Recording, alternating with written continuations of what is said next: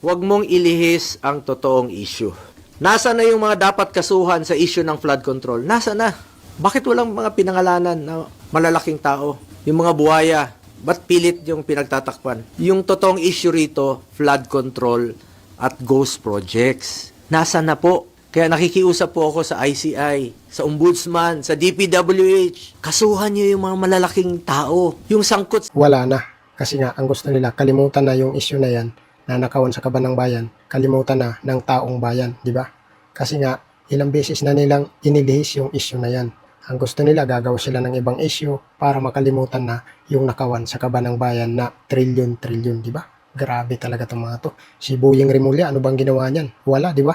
Puro mga preskon lang yan. Pero wala naman talaga. Hindi nga nila maipatawag sila Romualdez. Tsaka yung mga dawit ng mga kongresista, di ba?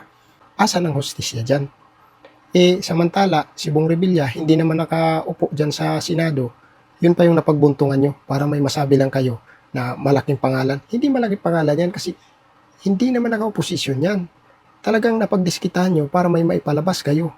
Talagang paghuhugas kamay yung nangyari dyan. Kaya pinakulong nyo si Bong Revilla. Tapos, ang ibang mga kalyado ng Duterte, ng mga senador, talagang gusto nyo rin kasuhan, talagang ipahuli. Kasi nga, para wala nang papanik sa impeachment kay BP Sara.